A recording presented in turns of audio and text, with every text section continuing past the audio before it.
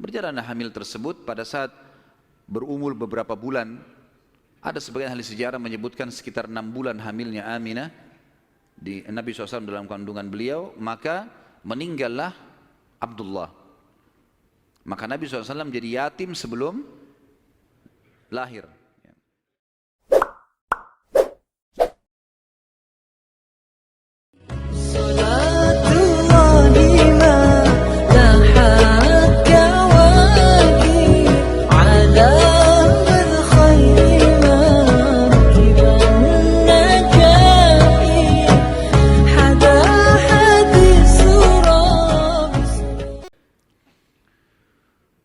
Setelah itu Nabi SAW lahir, yang paling banyak dinukil oleh para ahli sejarah 12 Rabiul Awal di tahun gajah.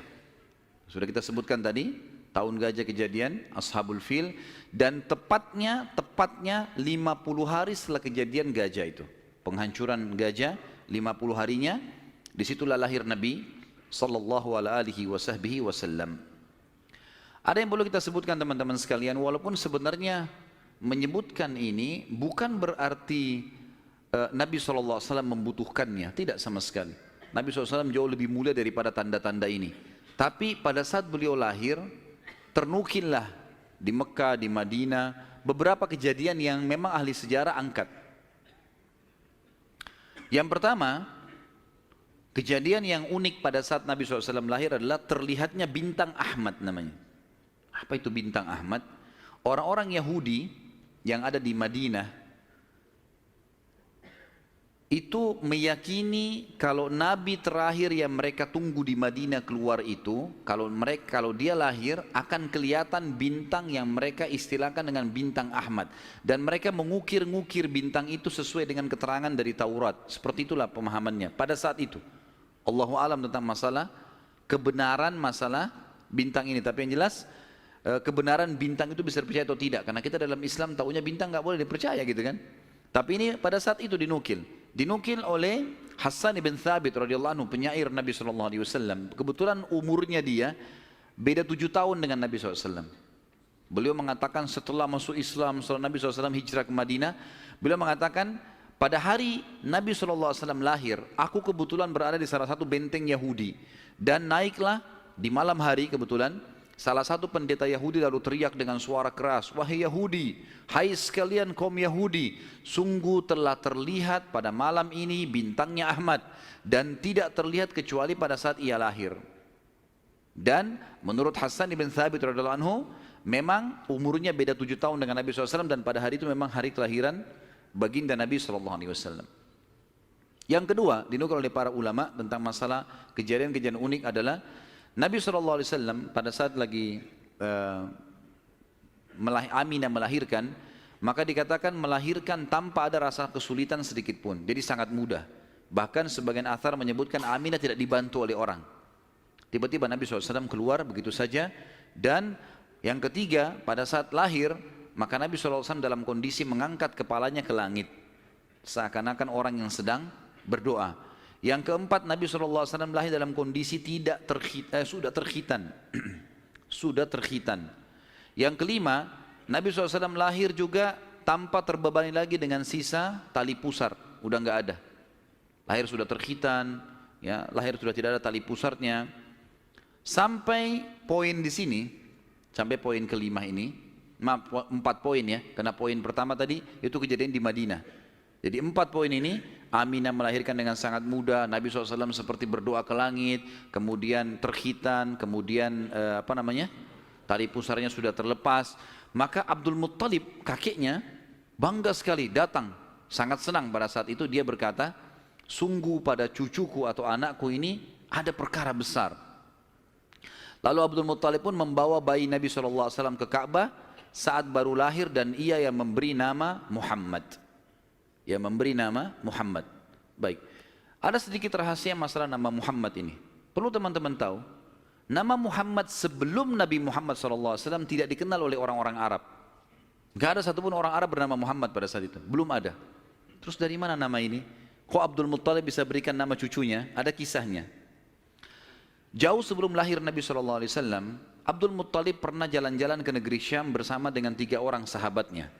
Yang pertama Sulaiman bin Mujazi', salah satu kepala suku di Mekah. Yang kedua Hulayla bin Hajij. Dan yang ketiga Himran bin Rabi'ah. 3 orang ini bersama Abdul Muttalib, 4 orang ini pergi ke negeri Syam. Pas tiba di negeri Syam, ada salah satu pendeta Nasrani menemui mereka lalu berkata, kalian dari mana? Kata Abdul Muttalib, dari Jazirah Arab. Dari mana tempatnya? Dari kota Mekah. Kata pendeta itu, dari kota kalian nanti akan keluar Nabi terakhir. Dan Nabi terakhir itu bernama Muhammad. Kata Abdul Muttalib, dari mana engkau tahu itu semua? Dia bilang, dari kitab kami. Dalam Injil disebutkan. Namanya Muhammad. Maka keempat orang ini bertekad pada saat itu untuk memberikan nama kalau mereka dikaruniai anak setelah itu atau cucu, Muhammad.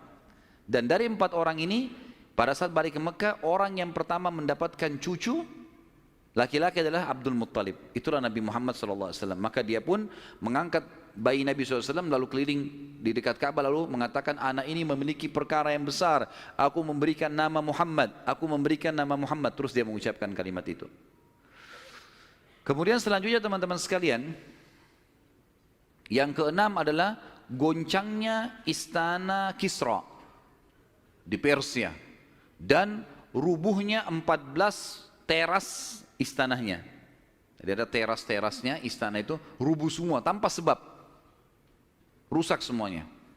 Pada saat melihat kejadian tersebut, Kisra sempat khawatir, lalu dia bertanya kepada para peramal-peramalnya lah, dukun-dukunnya segala, maka mereka pun menjawab, goncangnya istana disebabkan karena hari ini lahir seseorang nabi. Dan runtuhnya 14 teras ini menandakan terdapat 14 raja Persia. Tinggal 14 orang saja. Selebihnya sudah runtuh kerajaan ini. Maka sempat Kisra bilang, 14 raja masih lama. Kalau satu raja punya 1100 tahun umurnya, berarti 1400 tahun. Tapi tanpa disadari oleh Kisra, padahal di sejarah Muslim menukil, tanpa membenarkan ramalan ini ya, kita bukan membenarkan, karena ramalan itu semua kalaupun bertepatan karena mereka mencuri, syaitan mencuri berita dari langit, bukan karena mereka tahu, sebagaimana dijelaskan dalam ada hadits Nabi SAW. Dan ternyata setelah Kisra yang pada saat Nabi SAW lahir itu ada, anak-anaknya berselisih pendapat dan dalam waktu 4 tahun saja terjadi penggantian 10 orang Kisra, mati semua, saling membunuh satu sama yang lain. Ya, dan puncaknya yang terakhir adalah yang ke-14 meninggal di zaman Umar radhiyallahu anhu. Pada saat Umar menembus wilayah Persia. Yang ke-7, padamnya api sesembahan kaum Majus. Jadi ada api yang disembah di beberapa titik di negeri Persia. Jadi mereka buat api besar dan api itu selalu disembah, tiap hari mereka sembah. Pada saat Nabi SAW lahir, api itu tiba-tiba mati. Dan mereka berusaha menyalakan, tidak bisa. Selamanya mati. Sampai Persia pada saat itu seluruh Persia yang menyembah api, apinya mati semua, nggak ada. Mereka mau coba nyalakan sampai runtuhnya di zaman Umar bin Khattab, nggak ada api mereka. Nggak bisa lagi mereka nyalakan api untuk disembah ya. Nggak bisa lagi mereka nyalakan. Setiap kali di wilayah Persia dinyalakan api, mati, padam. Mereka cuma pakai masak, misalnya di situ padam. Nggak bisa sama sekali. Yang ke-8, hanyutnya air sungai Sawa. Sungai Sawa ini teman-teman sama dengan sungai Gangga sekarang di India. Di kultus dianggap ini sungai apalah, keramat lah dan seterusnya, gitu kan. Maka orang-orang Persia meyakini sungai Sawa ini adalah sesuatu yang luar biasa. Kalau ada yang mati, mereka bakar, lalu mereka lempar debunya di situ, airnya diambil, dianggap suci, apalah segala macam. Subhanallah, karena sungai ini selalu ditaruh tumbal segala macam. Waktu Nabi SAW lahir, air sungai ini hilang. Nggak ada airnya sama sekali, kering. Sampai sungai Sawa dilupain udah, nggak ada lagi sungai. Namanya memang sungai Sawa. Yang ke-9, dan ini agak sedikit kita titik beratkan adalah kisah Halimah As-Sa'diyah. Tradisi orang Arab dulu teman-teman sekalian, terutama orang-orang Quraisy, setiap bayi lahir selalu dititipkan untuk disusui dan dibesarkan selama 2 tahun di luar kota Mekah, tepatnya di padang pasir. Ada alasan kenapa mereka titipkan anak-anak mereka ke padang pasir sama orang-orang Badui. Yang pertama, agar bahasa Arab fusha anak-anak mereka terjaga. Apa itu bahasa Arab fusha? Bahasa Arab ada 2 macam. Ada bahasa Arab Fusha, bahasa aslinya bahasa Arab, dan itu Al-Quran dalam bahasa Fusha. Kalau kita belajar bahasa Arab di pesantren atau di kampus-kampus, bahasa Arab yang dipakai bahasa Arab Fusha. Dia punya grammar rapi. Gitu. Ada bahasa Ammiyah, yang kedua, bahasa pasar. Ini bahasanya dialeknya berbeda-beda, Mesir berbeda, Tunis berbeda, Saudi berbeda, dialek bahasa pasarnya berbeda. Ini tidak punya grammar, lebih teracak. Ya mungkin kalau dalam bahasa Inggris dari Inggris sendiri, negeri Inggris dengan dari Amerika. Agak berbeda, grammarnya lebih rapi gitu kan. Tapi kita tidak bahas masalah itu tentunya. Yang jelas orang-orang Quraisy untuk menjaga bahasa Fusha, maka mereka menitipkan anak mereka ke Badui, karena orang Badui masih pakai bahasa Fusha. Sementara penduduk asli Mekah pada saat itu sudah sering lalu-lalang jemaah haji. Jemaah haji ini dari berbagai wilayah. Makanya kita temukan bahasa Arab yang kalau tanda kutip ya, yang paling kacau itu bahasa Arabnya orang Mekah sampai hari ini. Karena bercampur baur antara bahasa Arab dengan bahasa Urdu, dengan bahasa Indonesia, dengan campur-campur. Jadi kalau kita ngomong sama mereka itu nggak jelas kadang-kadang. Memang orang-orang Mekah dikenal begitu, karena memang campur baurnya jemaah haji ini. Karena mereka nggak bisa bahasa Arab, mereka pakai bahasanya. Jadi orang sana terpaksa belajar bahasa Persia, belajar bahasa Melayu, belajar macam-macam. Seperti itulah. Nah, dari zaman dulu memang orang-orang Quraisy sudah khawatir dengan itu, perubahan bahasa. Yang kedua, alasannya kenapa anak-anak mereka dititipkan di padang pasir, karena sisi kesehatan. Padahal zaman dulu belum ada seperti kita ya, masalah kimia-kimia dan segala polusi udara masih belum ada. Tapi orang-orang Quraisy sudah berpikir itu. Anak-anak mereka ditinggalkan di padang pasir untuk menjaga kesehatan tubuh mereka, karena makanannya alami gitu kan. Hewan-hewan yang langsung disembelih, langsung dimakan, susu kambing yang diminum, memang sehat. Dan juga udara, gitu kan. Serta juga orang-orang Badui ini melatih anak-anak mereka hidup untuk hidup susah. Berburulah, membantu orang tuanya, seperti itulah. Nabi SAW pada saat lahir, secara kebetulan, wanita-wanita Badui dari suku Sa'diyah kebetulan memang terkenal suka menjual jasa susu ini. Banyak ibu-ibu mereka, wanita mereka yang baru melahirkan, air susunya banyak, mereka pun pergi ke Mekah atau ke kota-kota lain nawarin jasa. Ada yang mau nggak titipin anaknya 2 tahun, kemudian nanti bayar upah gitu. Bisa orang tuanya datang mengunjungi, nanti balik lagi. Pokoknya anak-anak ini dijamin dijaga. Dan suku Sa'diyah ini terkenal suku-suku orang-orang yang amanah. Maka orang tidak ragu nitipan anaknya. Datanglah beberapa wanita dari Sa'diyah, di antaranya Halimah. Halimah Sa'diyah ini bersama dengan suaminya bernama Harith. Mereka sama-sama rame-rame datang, dan kebetulan kehidupan Harith dan Halimah ini pas-pasan, orang miskin lah. Di rumahnya itu bangunan tua, ada seekor unta yang kurus dan ada 2 ekor jantan dan betina kambing, tapi dua-duanya juga kurus, tidak produktif lagi. Dan Halimah dan Harith punya anak banyak. Mereka akhirnya mengadu nasib pergi ke Mekah. Saat tiba di Mekah, mereka kelilinglah nawarin jasa. Biasanya kalau sudah datang wanita-wanita ini, orang-orang ibu-ibu Mekah pada datang, nih tawarin anaknya dan seterusnya. Mereka keliling-keliling, semuanya menawarkan diri kepada orang-orang kaya karena akan dibayar. Dan pada saat mereka melewati Nabi SAW, mereka menolak. Karena pada saat itu mereka tahunya Nabi SAW tidak memiliki ayah. Abdullah meninggal waktu umur 6 bulan. Siapa yang mau tanggung nih? Abdul Muttalib waktu itu betul Raja Mekah, tapi Abdul Muttalib ini sibuk membiayai jemaah haji ya, dan memang tidak bisa. Intinya orang-orang perempuan-perempuan saat dia tidak mau menerima Nabi SAW. Semua bawa anak, mau pulang ke kampungnya, tinggal Halimah yang tidak dapat. Lalu suaminya bilang, si Harith, hai Halimah, coba seandainya kamu ambil anak yatim itu, siapa tahu baik buat kita. Maka Halimah pun mengatakan, baiklah, daripada kita pulang dengan tangan kosong, lebih baik kita ambil. Subhanallah, begitu Halimah pegang Nabi SAW, di situ terjadi keberkahan. Waktu datang ke Mekah, Halimah menunggangi keledainya kurus sekali dan selalu lambat di belakang, sampai teman-temannya Halimah kayak ngolok-ngolok, hai Halimah cepatlah, keledaimu melambatkan kami. Dan keledai-keledai yang lain bisa 2 orang naikin, keledai Halimah nggak bisa. Jadi Harith selalu megang saja talinya gitu. Waktu dia mengambil Nabi SAW, kejadian aneh yang pertama, yang unik. Bukan aneh, tapi unik ya. Pada saat itu adalah keledainya Halimah tiba-tiba jadi kuat. Dan pada saat Halimah naik, karena tidak bisa dikontrol, maka Harith pun naik di atasnya, di keledai ini, dan larinya kencang sekali, ninggalin teman-temannya. Sampai teman-temannya Halimah bilang, hai Halimah, itu keledai tadi yang kamu pakai ke Mekah. Dia bilang, iya, tapi kita nggak bisa ngontrol, ini lari kencang sekali keledainya. Lalu kemudian pada saat tiba di sana, Halimah memiliki tadi saya bilang seekor unta betina yang lemah. Tiba-tiba saja waktu tiba di rumah dilihat untanya gemuk. Ini baru 2-3 hari ditinggalkan, nggak ada yang urus, gemuk sekali untanya. Dan tiba-tiba saja unta betina itu punya kantong susu yang penuh.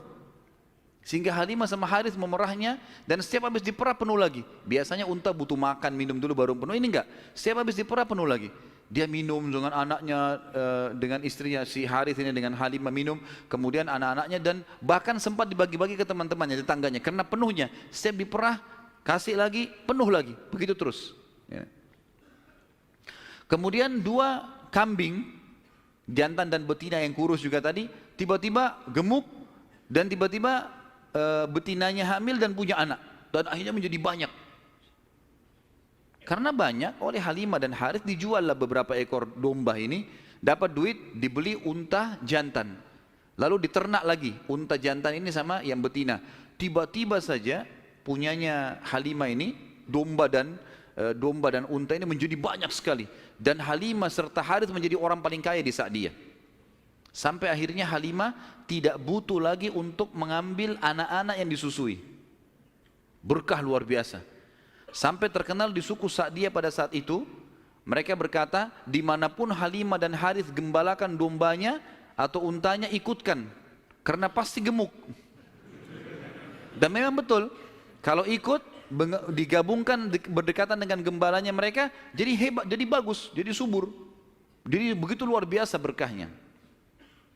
Halimah berkata, didongkel dalam buku-buku sejarah tentunya, Muhammad telah tumbuh tidak alami, bukan seperti anak-anak sebayahnya.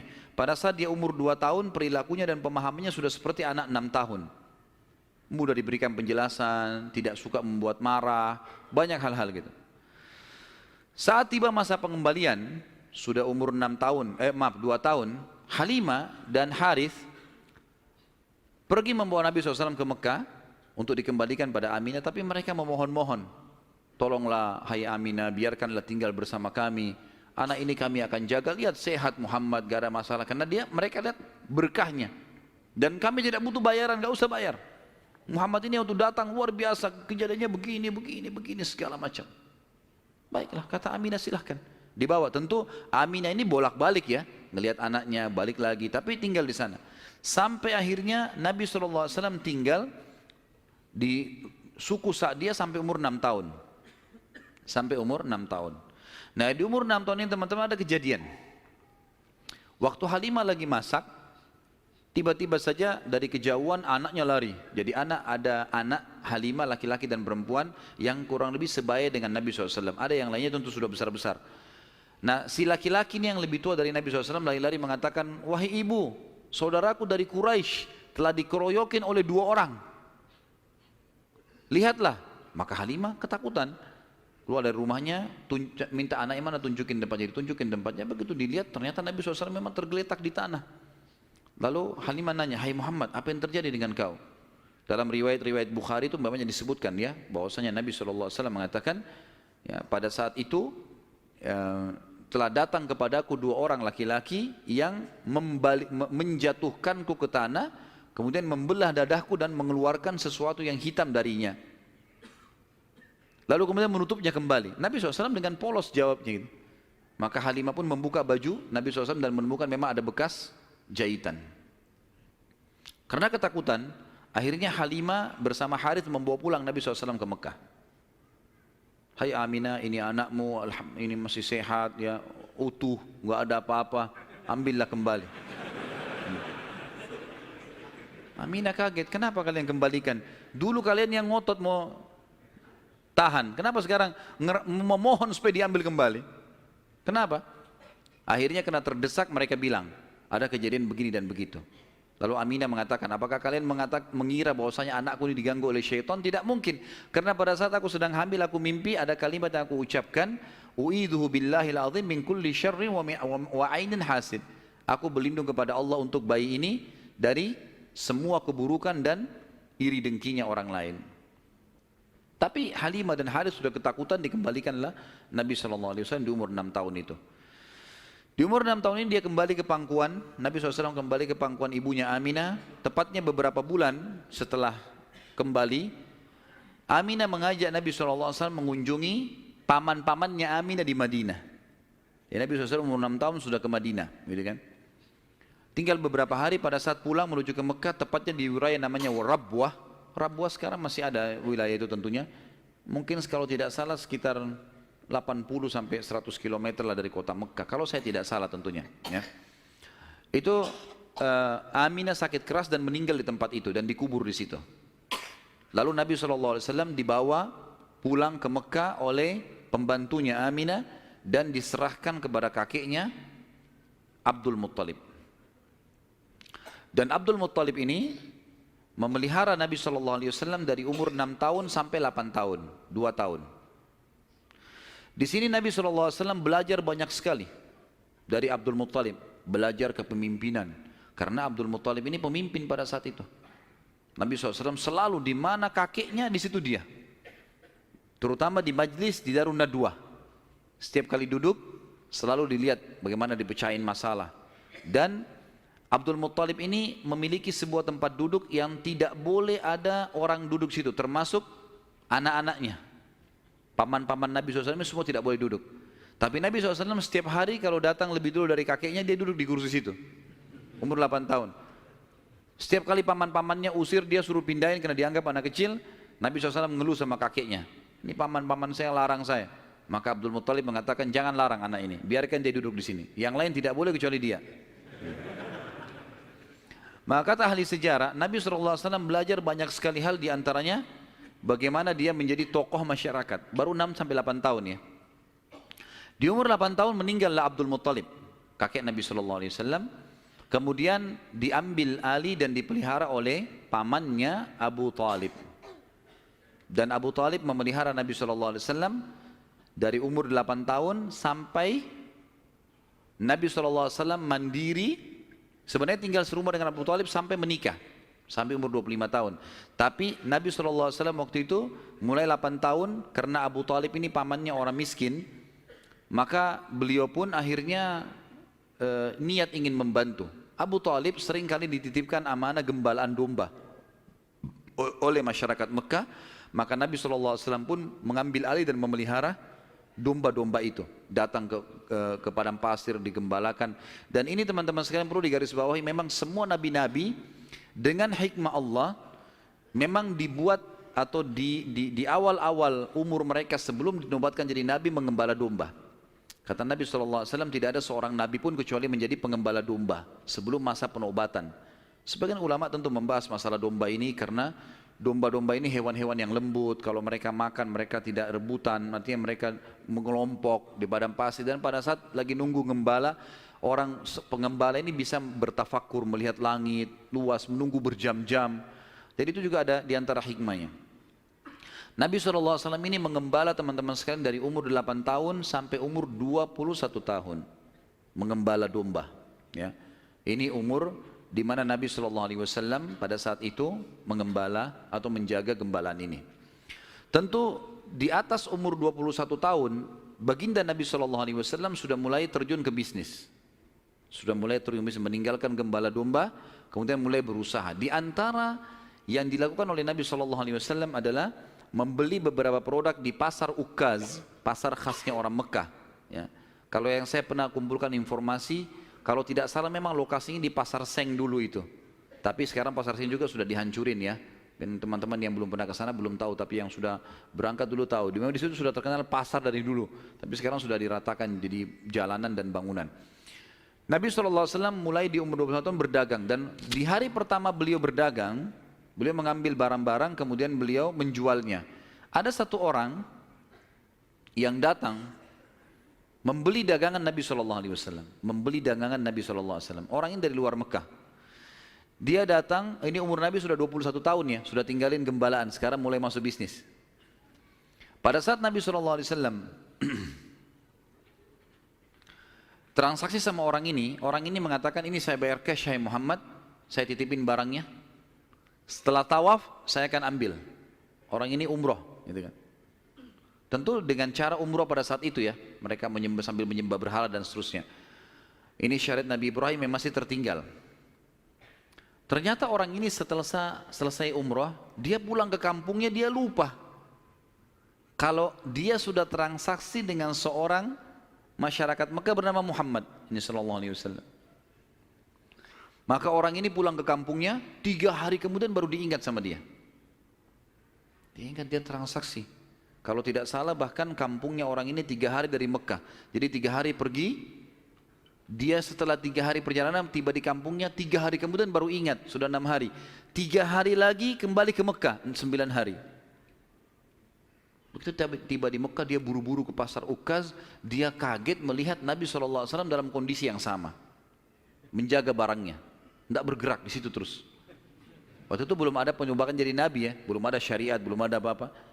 Lalu orang itu bertanya, hai Muhammad, apakah kau menunggu dari pertama saya terhadap kamu di barang ini? Dia bilang iya, karena anda mengatakan suruh tunggu. Gara-gara itu keluar julukan Muhammad Al-Amin, orang yang paling bisa terpercaya. Ternyata subhanallah, kejadian ini membuat satu Mekah tersebar, bahkan banyak di wilayah-wilayah sekitar Jazirah terkenal, ada orang di Mekah yang bisa dipercaya namanya Muhammad. Akhirnya orang-orang Mekah pada datang, mengamanahkan titipan-titipannya. Dan semenjak itu Nabi SAW menjadi pedagang yang sangat sukses.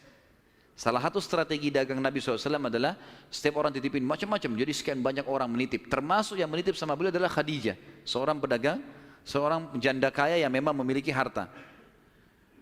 Dan Nabi SAW punya strategi dagang. Dagangnya adalah beliau mengambil uang-uang titipan orang di Mekah, lalu ditransaksikan, beli produk Mekah. Apa saja produk Mekah? Semua pedagang pada saat itu tidak terkecuali, semuanya mereka bawa emas, mereka bawa perak ke negeri Syam, baru mereka beli barang dari negeri Syam, dibawa ke Mekah baru transaksi. Jadi cuma 1 kali transaksi saja. Nabi SAW tidak. Uang itu semua dijadikan barang dari Mekah, dibeli semua barang-barang Mekah, dibawa ke negeri Syam. Barang-barang ini dijual di negeri Syam. Laku, dibelikan barang di negeri Syam, dibawa ke Mekah. Jadi double untungnya. Karena ini teman-teman sekalian, Nabi SAW menjadi pada saat itu salah satu orang terkayanya Mekah. Dan ini sekaligus membantah statement para orientalis mengatakan Muhammad, kita tentu mengatakan SAW, menikah dengan janda kaya karena dia miskin. Ini salah sekali. Karena Nabi SAW di fase dari 21 tahun sampai 25 tahun menikah dengan Khadijah itu sudah menjadi pengusaha yang sukses. Makanya beliau pada saat menikah dengan Khadijah, maharnya 20 ekor unta. 1 unta ratusan juta jumlahnya, harganya. Anggap kita hitung 100 juta saja, kalau 20 berarti 2 miliar. Ada antum sini melamar 2 miliar? Paling perangkat sholat. Jangan tersinggung. Jadi Nabi SAW melamar Khadijah dengan 20 ekor unta. Ini dusta orang kalau mengatakan Nabi SAW orang miskin. Dari mana? Pengusaha sukses, gitu kan? Dan waktu itu umurnya masih 25 tahun. Baik teman-teman sekalian, saya akan tutup pertemuan kita ini dengan, nanti kita akan kembali ke kisah Khadijah ya, radhiyallahu anha, nanti pernikahannya dengan Nabi SAW segala. Tapi ada kejadian yang perlu saya titik beratkan. Kejadian pada saat umur Nabi SAW 12 tahun. Kita review dulu kembali. Waktu umur 12 tahun, kan beliau dari umur 8 tahun sampai menikah kan tinggal sama Abu Talib. Dan Nabi SAW punya akhlak yang baik sekali, mulia sekali. Sampai Abu Talib itu sendiri malu dengan Nabi SAW di umur 8 tahun. Anaknya Abu Talib banyak. Kalau istrinya Abu Talib lagi siapin makan, anak-anaknya pada berebut. Nabi SAW duduk di pojok rumah. Enggak sama sekali. Enggak berebut. Nanti kalau selesai makan ada sisanya beliau makan. Sallallahu alaihi wasallam. Punya akhlak yang mulia dari masih kecil. Sampai Abu Talib bilang sama istrinya, khusus untuk Muhammad sisipkan makanan. Karena dia tidak ikut berebut sama mereka. Gitu kan. Baik, di umur 12 tahun, pernah satu waktu Abu Talib ini mau ke negeri Syam, urusan dagang. Pertama kalinya Nabi SAW, biasanya Nabi ini selalu pemalu, nggak banyak minta dan nuntut ke pamannya. Khusus pada saat itu Nabi SAW bergantung di bajunya Abu Talib, nggak mau lepasin. Pokoknya dia mau ikut.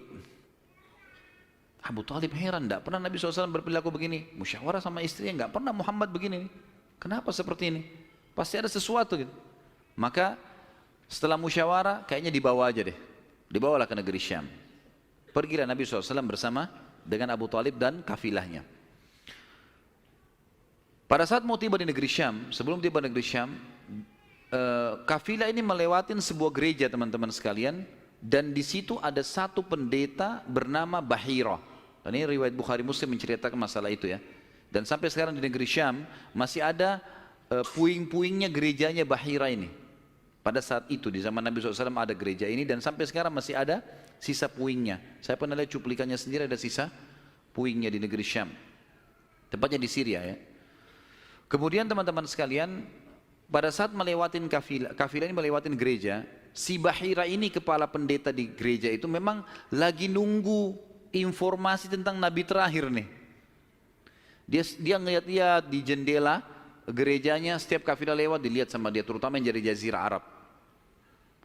Secara kebetulan dengan hikmah ilahi lewat kafilahnya Abu Talib, dan kafilah ini agak berbeda dengan yang lainnya. Kafilah itu berarti 3 unta ke atas ya, baru dinamakan kafilah. 3 ekor unta ke atas baru dinamakan kafilah. Waktu lewat kafilah Abu Talib ini ada awan yang menaunginya. Beda dengan kafilah lain, padahal lagi terik matahari. Dan tidak sengaja kafilah Abu Talib istirahat di sebelah gereja, dan ada pohon-pohon kurma yang berderet, itu semuanya seperti menundukkan daun-daunnya ke kafilah itu. Pendeta ini perhatikan, kafilah tanya ini, kirim satu orang, tanya mereka kafilah dari mana nih? Jawabannya dari Jazirah Arab. Dari mana? Dari kota Mekah. Kata Bahira, hidangkan makanan sebaik mungkin di gereja, undang semua kafilah ini masuk makan. Diundanglah. Ringkas cerita, masuklah mereka untuk makan. Dan pada saat satu kafilah ini masuk, yang ditinggalkan di situ hanya Nabi SAW. Nabi nggak boleh masuk karena tradisi orang Arab dulu aib kalau anak kecil ikut makan. Nanti selesai orang tua makan baru makan. Tapi ini tradisi jahiliyah. Kalau sekarang antum lakukan, antum juga jahiliyah.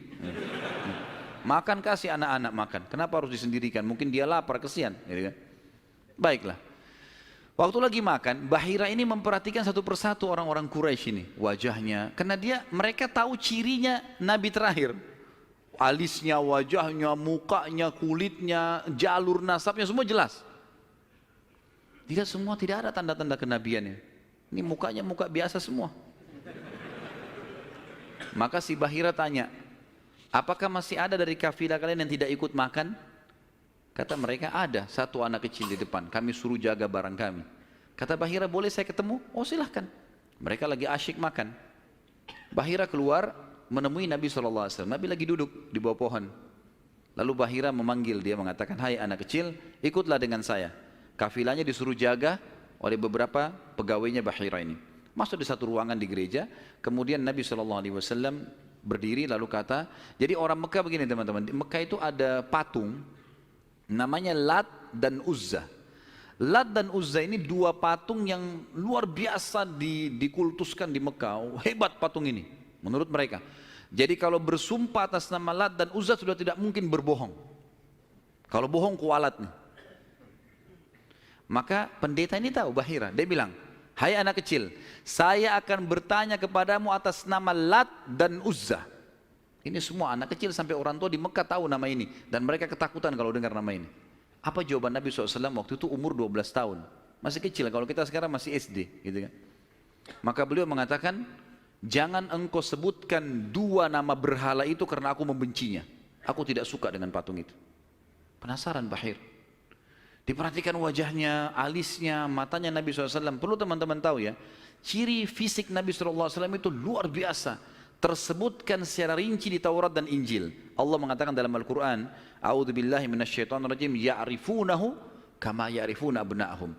Orang-orang ahli kitab, terutama Yahudi dan Nasrani ini, maksudnya orang Yahudi dan Nasrani, betul-betul mengetahui Muhammad SAW sebagaimana mereka mengenal anak-anaknya, karena terinci. Disebutkan dalam hadis, alis Nabi SAW seperti busur panah yang lebar, berwarna hitam dan tebal. Bola mata beliau SAW besar, kelopaknya, dan dipenuhi dengan bulu mata yang lebat. Bola matanya putihnya putih bersih, hitamnya hitam pekat. Hidungnya yang mancung, bibir, dahi dan pipi yang setara dengan wajah, tidak oval dan juga tidak bulat, gitu kan. Kulitnya sangat putih sampai Nabi SAW pipinya kemerah-merahan. Jadi sangat tampan, luar biasa. Sampai ahli hadis mengatakan kalau Yusuf alaihissalam diberikan sepertiga gagahan dunia, maka Nabi SAW memberikan seluruh kegagahan dunia. Tidak pernah ada orang melihat Nabi SAW tidak suka. Manusia terbaik, pilihan, paling sempurna nasabnya, paling sempurna ilmunya, fisiknya, segala-galanya. Bahira memperhatikan Nabi SAW, ini semua ciri yang disebutkan dalam Injil ada. Dia masih bimbang, dia ingin buktikan satu hal. Apa itu? Dalam Taurat dan Injil juga disebutkan setiap nabi itu punya tanda kenabian. Apa tanda kenabian teman-teman sekalian? Sebuah daging yang menggumpal di pundak sebelah kanan. Dan daging itu berwarna merah kehitam-hitaman dan memiliki bulu yang lebat. Maka Bahira berkata, hai anak kecil, apa kau izinkan saya untuk melihat punggungmu? Dia mengatakan, iya silakan. Dibuka oleh Nabi SAW. Begitu dia lihat tanda itu, lalu Bahira menciumnya dan mengatakan, kaulah orangnya. Tapi garis bawah satu hal ya, tanda ini tanda kenabian. Sudah selesai dengan Nabi Muhammad SAW. Jadi kalau di punggung antum ada dusta semua itu. Tidak ada hubungannya sama Nabi. Loh ya, karena banyak orang yang ngaku-ngaku Nabi nih. Kata Nabi SAW akan datang 50 dajjal, pendusta. Setelah aku meninggal, mengaku semuanya Nabi. Mereka semua pendusta, aku penutup para Nabi dan Rasul, gitu kan. Karena ada orang mengaku gitu. Jadi ini khas untuk Nabi-Nabi dan sudah ditutup dengan Nabi Muhammad SAW. Sudah habis ceritanya. Nah, jadi kalau ada yang gumpal-gumpal itu daging numpang aja. Pada saat itu, Bahira pun membawa Nabi SAW masuk ke dalam ruangan makan lalu berkata, siapa walinya anak ini? Wali, ya. Siapa walinya anak ini? Kata Abu Talib, saya ayahnya. Abu Talib berkata, bagaimana? Kata Bahira, tidak mungkin kau ayahnya. Anak ini mati ayahnya waktu dia masih 6 bulan di perut ibunya. Pendeta di negeri Syam tahu. Anak ini meninggal ayahnya waktu dia umur 6 bulan di perut ibunya. Dan ibunya meninggal pada saat dia umur 6 tahun.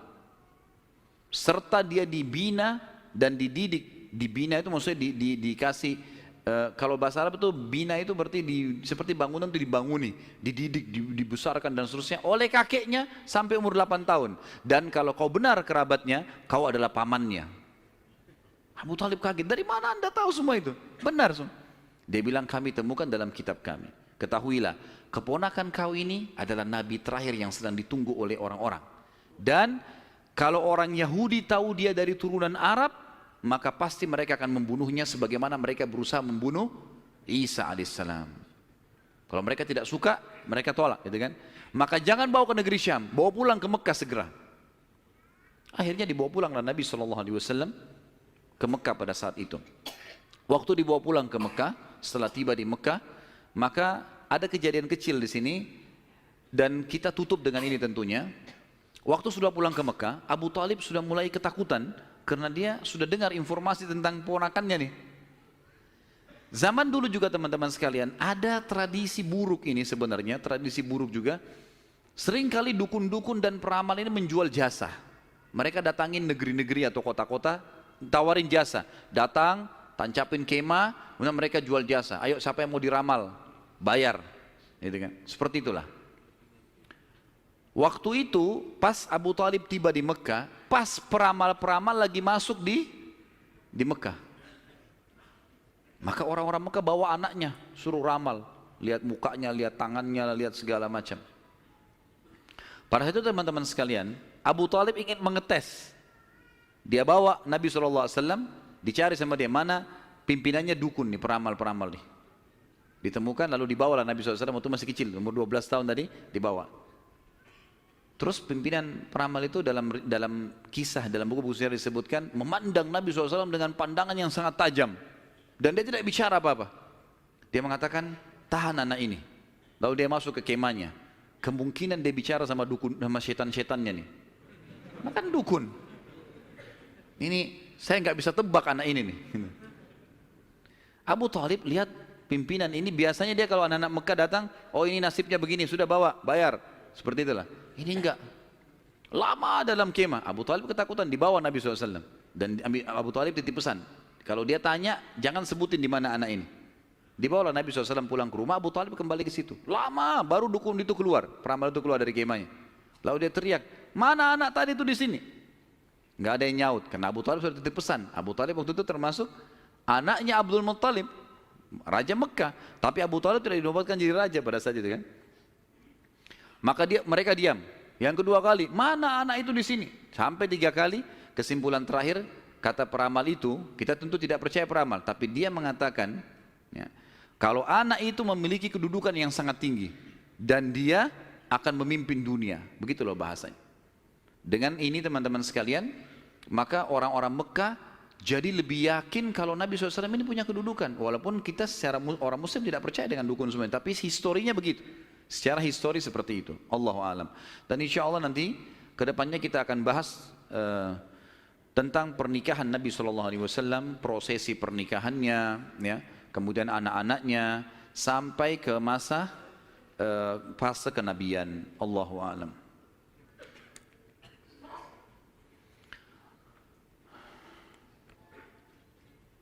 Saya akan baca pertanyaan dan saya berharap pertanyaan sesuai dengan tema teman-teman sekalian.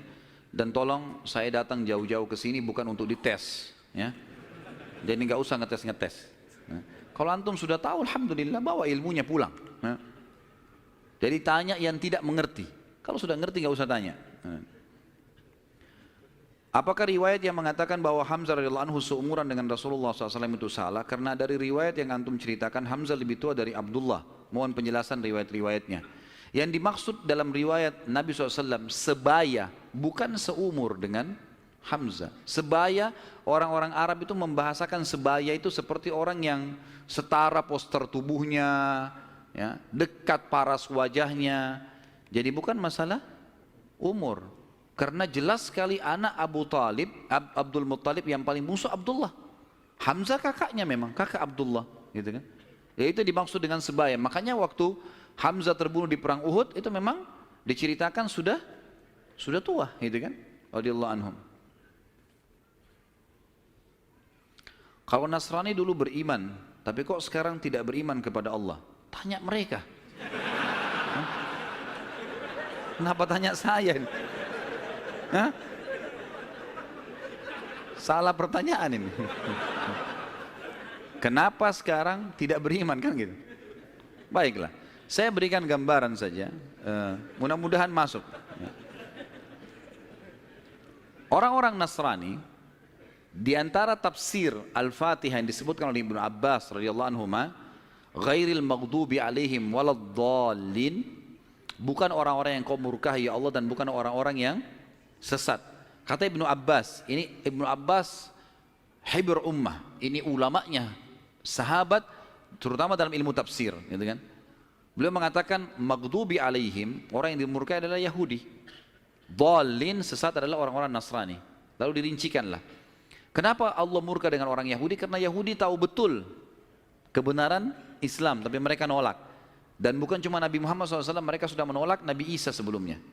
Padahal alasannya mereka nolak sekarang masuk Islam karena mereka bilang Nabi terakhir dari Bani Israel, bukan dari Arab. Karena Arab kami nggak mau. Tapi ini dusta. Karena Nabi Isa sebelumnya sudah dari Bani Israel, tapi mereka tidak mau imani. Jadi dusta saja gitu. Maka Ibnu Abbas mengatakan maghdubi alaihim orang-orang Yahudi. Kemudian Nasrani dhalin, Yahudi tahu kebenaran tidak mau diikuti maka Allah murka. Dhalin adalah sesat. Sesat kenapa? Sesat maksudnya apa? Orang sesat jalan berarti dia tidak punya ilmu kan gitu. Orang-orang Nasrani mau menyebarkan agama mereka tapi mereka salah. Dengan mengatakan Trinitas misalnya, gitu kan? Sementara Allah mengatakan lam yalid wa lam yulad, gitu. Dan memang dalam agama, dalam kelompok Nasrani sekarang masih ada kelompok Nasrani yang mentauhidkan Allah. Umumnya yang mendapat hidayah dari mereka-mereka ini. Tapi kalau yang mengatakan Trinitas ini biasanya sudah terdoktrin dengan keyakinan itu, dan Allah sudah mengatakan, A'udzubillahi minasyaitonirrajim, laqad kafara alladziina qalu innallaha tsalitsu tsalatsa. Telah kafir orang-orang yang mengatakan Allah itu atau Trinitas, ya. Saya sarankan teman-teman, saran saya, ya, tentu saya tidak kenal orang ini, tapi Saya sendiri melihat cuplikan di YouTube yang disampaikan benar. Saya belum ikutin semua serialnya, tapi saya melihat orang ini, dia ahli sejarah dari Palestina dan dia coba mengangkat tentang kenapa bisa ada Nasrani yang mengatakan Trinitas dan ada yang juga masih mentauhidkan Allah. Namanya Jihad Turbani. Jihad Turbani ini kalau teman-teman ketik, insya Allah sudah ada terjemahan bahasa Indonesia. Ada salah satu serialnya, dia menjelaskan tentang perpecahan Nasrani dan sebab-sebab, kemudian kapan terjadi, bahkan orang-orang yang mengatakan Trinitas membunuh orang-orang Nasrani yang bertauhid kepada Allah. Banyak hal yang dibongkar sama dia. Mungkin ini lebih banyak memberikan jawaban kepada penanya, insya Allah, gitu kan? Saya sarankan begitu, dan insya Allah cuplikannya nggak lama, 15 menit, 20 menit gitu. Apakah Lat, berhala, adalah keturunan dari Abdul Manaf? Tidak pernah ada riwayat masalah itu. Allahu a'lam. Tanya sesuatu yang ada isinya, gitu. Karena kalau Lat, nama patung, kalau mau ditanya keturunan Abdul Manaf, tidak ada sesuatu yang kita bisa ambil. Artinya, tidak perlulah dia keturunan Abdul Manaf atau bukan, nggak penting buat kita, gitu ya. Apakah Najasyi di zaman Abraha sama dengan Najasyi yang di zaman Nabi SAW yang menerima beberapa sahabat di Habasyah? Tentu saja bukan. Saya bukan. Yang lebih kuat pendapat mengatakan karena Najasyi kan istilah, saya sudah bilang tadi, istilah raja seperti Kaisar, seperti Kisra, gitu kan, seperti Tuba. Jadi dibawa si siapa namanya Najasyi ini, itu nama induknya, nanti ada nama-nama orang lagi. Yang lebih kuat yang saya temukan dalam buku-buku sejarah bukan yang hidup di zaman Nabi SAW. Karena ini jauh di zaman Abraha, ya, masih jauh sebelum Nabi SAW lahir malah. Allahu a'lam. Ya. Sudah? Baik. Mungkin begitu dulu saya teman-teman sekalian.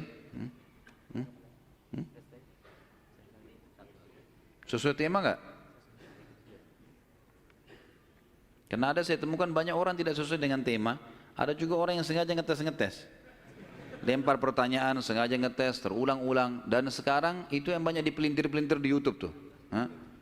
Diambil lagi tanya jawab, dipelintir lagi, dibuat masalah lagi. Untuk apa ini semua? Kalau ada teman-teman yang hadir di sini, saya nasihati bertakwa kepada Allah. Hadir majelis ilmu, niat untuk ilmu. Sudah fahamnya, sudah amalkan. Semua ada pertanggungjawaban di hadapan Allah SWT. Dan saya manusia biasa. Saya bisa salah kan gitu. Tapi kesalahan saya untuk dinasihati, bukan untuk dijadikan masalah. Karena semua orang salah kan. Sahabat saja punya pendapat dua kadang-kadang. Imam Syafi'i pernah punya pendapat lama dan pendapat baru. Bukan sesuatu yang manusia bisa salah gitu kan. Imam Abu Hanifah, Imam Muhammad, 4 imam madhab ini mereka punya pendapat lama dan pendapat baru. Kadang-kadang diperbaiki dengan pendapat yang baru karena dulu pernah keliru. Wajar saja. Kadang-kadang kita salah mengucapin sesuatu. Mungkin kesalahan kedangkalan ilmu atau mungkin kesalahan menyebutkan. Maka ini harus lebih hati-hati teman-teman sekalian. Bagaimana menanggapi tuduhan non-muslim mengenai kematian Rasulullah SAW yang katanya beliau meninggal karena diracuni oleh wanita Yahudi sewaktu di Khaybar. Semoga anak Ustaz yang sedang sakit diberi kesembuhan. Jazakallah khair. Amin insyaAllah. Tentu kalau saya pribadi, saya bukan menemukan itu pendapat Nasrani. Itu pendapat sebagian ahli sejarah muslim. Karena memang Nabi SAW, nanti akan kita bahas di fase Khaybar, peperangan Khaybar, beliau sempat dihidangkan memang makanan racun. Dan ada satu sahabat yang memakan makanan yang sama racunnya, itu lumpuh. Sahabat itu. Dan meninggal beberapa waktu setelah lumpuh, karena ganasnya racun itu. Maka sebagian ahli sejarah muslim mengatakan, Nabi SAW berkumpul pada beliau berkumpul pada dua hal. Kemuliaan pada saat meninggal dalam keadaan Nabi dan meninggal pada saat mati syahid. Ini ijtihadnya sebagian ulama. Tapi kita tidak ambil pendapat orang-orang Nasrani, ini pendapat memang sejarawan muslim. Allahu a'lam. Baik, sampai sini insyaAllah bahasan kita. Dan kita akan lanjutkan nanti dengan izin Allah, kalau Allah masih panjangkan umur dan berkahi, bulan depan insyaAllah masalah menikahnya Nabi SAW dengan Khadijah, keturunannya, kemudian beberapa hal yang berhubungan dengan itu. Kemudian kita masuk insyaAllah ke masalah fase penobatan kenabian, insyaallah biidznillah. Mungkin begitu. Semoga apa yang kita bahas pada hari ini bermanfaat buat kita semua. Dan semoga semua dosa yang pernah kita lakukan dimaafkan oleh Sang Pencipta Allah dan diganti menjadi pahala dengan kemahamurahannya. Dan semoga semua amal yang pernah kita kerjakan diterima olehnya. Semua sisa umur kita ke depan diberkahi, baik di keluarga, di harta, di keturunan. Kemudian juga puncaknya kita masuk surga tanpa hisab. Dan kita selalu mendoakan saudara kita di Palestina, di Syria, di Yaman, di Irak, di Myanmar, di Ahsa, dimanapun mereka berada sedang tertindas. Semoga Allah ikhlaskan niat mereka, terima para syuhada mereka, muliakan Islam di tangan mereka dan tangan kita semua. Dan semoga Allah dengan kemahamurahannya menyatukan kita semua di surga firdausnya tanpa hisab. Kalau ada benar dari Allah, kalau ada salah dari saya mohon dimaafkan. Kemudian juga insya Allah besok subuh biidnillah kita akan bahas buku, bedah buku judulnya Akibat Makanan Haram. Dan teman-teman bisa temukan bukunya insya Allah dengan panitia masjid. Itu buku kecil dan insya Allah kita akan bahas secara terinci. Mudah-mudahan Allah mudahkan, insya Allah kita selesaikan juga. Dan temanya sudah diangkat sebenarnya di YouTube. Kemarin tablik akbar di Makassar sekitar 2 jam lebih. Tapi besok mungkin karena waktu kita kepepet, saya akan masuk ke poin-poin intinya. Allahu a'lam. Subhanakallahumma bihamdika asyhadu an la ilaha illallah astaghfirullah wa atubu ilaih. Wassalamualaikum warahmatullahi wabarakatuh.